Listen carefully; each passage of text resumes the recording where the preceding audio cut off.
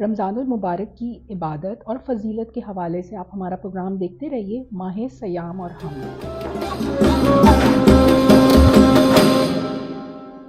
السلام علیکم ورحمۃ اللہ وبرکاتہ۔ میں ہوں مولانا قاری قمر فریدی، جو 29 رمضان المبارک کے حوالے سے آج ہم اس موضوع پر گفتگو کریں گے۔ بسم اللہ الرحمن الرحیم، نحمدہ ونسلم علی رسولہ الکریم، اما بعد فاعوذ باللہ من الشیطان الرجیم، بسم اللہ الرحمن الرحیم۔ شہر رمضان الذی انزل فیہ القرآن ھدی للناس وبینات من الھدی والفرقان، وقال اللہ تبارک و تعالی ایاما معدودات، صدق اللہ العظیم۔ میرے معزز سامعین، آپ حضرات کے سامنے اللہ تبارک و تعالی کے پاک کلام میں سے چند آیات مبارکہ آپ کے سامنے میں نے تلاوت کی ہے۔ ان آیات مبارکہ کے اندر ارشاد فرمایا گیا کہ رمضان مبارک کے اندر قرآن پاک کا نزول ہوا، اور اللہ تبارک و تعالی نے اس رمضان المبارک کی برکات اور اس کی رحمتیں اور اس کی فضیلتیں جو ہیں وہ اس ماہ رمضان مبارک کی بتانے کے لیے ہمیں اس پوری انسانیت کو، اس امت کو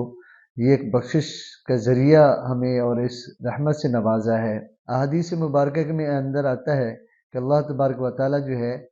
اس کی شیان شان جو ہے جب انسان کو معلوم ہوگی، اس وقت یہ خواہش کا اظہار کرے گا کہ یا اللہ جو 11 مہینے ہیں وہ بھی رمضان المبارک کے ہو جاتے۔ تو اس رمضان المبارک کے اندر اللہ تبارک و تعالی نے احادیث مبارکہ میں آتا ہے کہ نبی علیہ السلام کو پہلے امتوں کی عمریں دکھائیں گئی، لوگ دکھائے گئے، اور ان کی عمریں اتنی زیادہ تھیں تو نبی علیہ السلام پریشان ہوئے اور فرمایا کہ اور ان کی اتنی عمریں ہیں، کیا میری امتی جو ہے ان کی تو عمریں تو کم ہوں گی، تو لہٰذا ان کی عمریں کم ہوں گی تو ان کی نیکی بھی کم ہو جائیں گی۔ یہ خیالات پیدا ہوا تو اللہ تبارک و تعالی نے رمضان مبارک کے اندر یہ لیلۃ القدر کی جو 5 راتیں ہیں، اور اس کے اندر اللہ تبارک و تعالی نے اس امت کے لیے یہ رات جو ہے نازل فرمائی۔ یہ رمضان مبارک ایسا برکت والا مہینہ ہے، اتنی رحمتوں والا مہینہ ہے، اتنی فضیلت اور برکت والا مہینہ ہے کہ جس کے اندر اللہ تعالیٰ نے ہماری بخشش کا ذریعہ رکھا ہے۔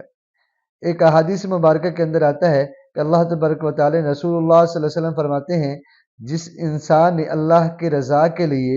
ایک روزہ رکھا، یعنی ایک روزہ، باقی 28 29 30 جتنے بھی ہوں گے، اگر وہ اخلاص کے ساتھ ایک روزے کی فضیلت یہاں بیان کی گئی ہے کہ اگر اس نے اللہ کی رضا کے لیے اس نے روزہ رکھا اور پھر اللہ کو راضی کرنے کے لیے رکھا، فرمایا ایک کوا جو ہے اپنے بچپن سے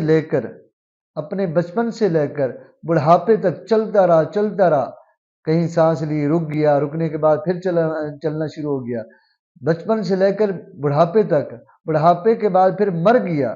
فرمایا کہ اللہ تبارک و تعالی اس کو جہنم سے اتنا دور کریں گے کہ اس کے نزدیک تک وہ جہنم نہیں آئے گی۔ تو اس واقعے سے، اس احادیث سے مبارکہ سے معلوم ہوتا ہے کہ انسان کے لیے اللہ تعالیٰ نے جنت کو سجایا گیا، فرشتوں کو کہا کہ سجاؤ جی میرا فلاں جو ہے انسان آنے والا ہے، اس کے لیے جنت کو سجایا گیا، اور اس کے اندر وہ بڑے آرام کرے گا، بڑا سکون و خوشی کے ساتھ رہے گا،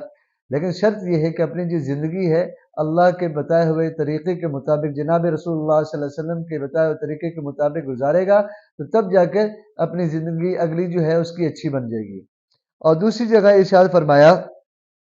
جب انسان اپنی زندگی اللہ کے بتائے ہوئے طریقے کے مطابق گزارے گا تو اس کے لیے بقیہ جو زندگی ہے وہ آسان ہو جائے گی۔ ایک واقعہ ہے، کہتے ہیں کہ ایک یہودی تھا، یہودی ایک بازار سے گزرا اور بازار سے گزرنے لگا تو اس کا ایک بچہ بھی ساتھ تھا، اور بچہ جو ہے اس نے کہا کہ ابا جان مجھے جو ہے یہاں سے کوئی چیز خرید دے، اور جو وہ یہودی جو تھا اس کو بڑا غصہ آیا، کہنے لگا کہ تمہیں شرم نہیں آتی؟ یہودی کا بچہ کہنے لگا ابا جان کس بات پر؟ کہنے لگے کہ آپ کو پتہ ہے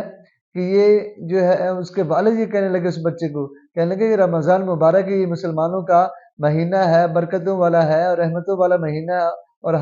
ہم جو ہے ایسی کھلی چیزیں نہیں کھا سکتے، ہم پر منع کیا گیا ہے۔ تو کہتے ہیں کہ اس وقت کا جو ان کا بہت بڑا عالم تھا،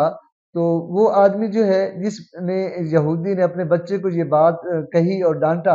اور ایک جگہ پہ تو لکھا ہے کہ اس نے اپنے بچے کو تھپڑ بھی مارا، اور اس آدمی نے اس کا آخری وقت ہوا، آخری وقت کے اندر اللہ تعالیٰ نے اس کو موت سے پہلے جو ہے اس کو کلمے پڑھنے کی توفیق بخش دی اور وہ مسلمان ہو کے مرا۔ وہ ان کا جو یہودیوں کا جو بڑا بادشاہ تھا، جو بزرگ تھا، کہتے ہیں کہ اس نے اپنے خواب میں اس یہودی کو دیکھا، اس کو دیکھتا ہے، کہتے ہیں کہ وہ جنت میں گھوم رہا ہے، تو کہنے لگے کہ بھائی تو یہودی ہے، تو کہاں جنت میں گھوم رہا ہے؟ کہتے ہیں اللہ تبارک و تعالیٰ نے مجھے اس رات، اس دن کی جس میں مسلمانوں کے بازار سے میں گزر رہا تھا، میرے بیٹے نے خواہش کی کہ مجھے جو ہے یہ چیز دلوا دے، تو میں نے ان کو منع کیا۔ اللہ تبارک و تعالیٰ کو یہ میری ادا اتنی پسند آئی، اللہ تعالیٰ نے مجھے جنت عطا کر دی۔ تو میرے دوستو، بات یہ ہے کہ اللہ تعالیٰ تو کہتے ہیں کہ کوئی نہ کوئی بہانہ کر کے آئے تو صحیح، میرا بندہ میری طرف رجوع کرے تو صحیح، میری طرف ندامت ہو تو صحیح۔ جیسے یہ عشرہ جو ہے یہ استغفار جہنم سے آزادی کا ہے، تو جہنم سے آزادی اپنے گناہوں کو سامنے رکھ کر اللہ کے سامنے جب انسان ندامت کرتا ہے، شرمندہ ہوتا ہے، تو پھر اللہ تعالیٰ اس کے گناہ بھی معاف کرتے ہیں۔ اگر ہم اسی طریقے اپنے گناہ بھی، ہماری توجہ بھی کہیں اور ہو، ہم نماز بھی نہ پڑھیں، بس کھانا کھایا، کھانا کھانے کے بعد جو ہے بس سو گئے، جو نماز پڑھی تو بس ٹکرے ماری اور چلے گئے، اس طرح نہیں۔ احادیث میں آتا ہے کہ اللہ تبارک و تعالیٰ فرماتے ہیں کہ نماز انسان کی ایسی ہونی چاہیے جیسے وہ مجھے دیکھ رہا ہے۔ اگر یہ اس کے دل میں خیال نہ پیدا ہو تو یہ دیکھے کہ اللہ مجھے دیکھ رہا ہے۔ جب ہم اس طرح سے نماز ادا کریں گے، اللہ کی طرف ہم توجہ کریں گے، تو اللہ تبارک و تعالیٰ جو ہے ہماری یہ چیزیں جو ہیں، یہ ہمارے اعمال جو ہیں وہ قبول فرمائیں گے۔ تو اسی کے ساتھ میں اجازت چاہوں گا کہ اللہ تبارک و تعالیٰ مجھے اور آپ کو سب کو اس پر عمل کرنے کی توفیق نصیب فرمائے۔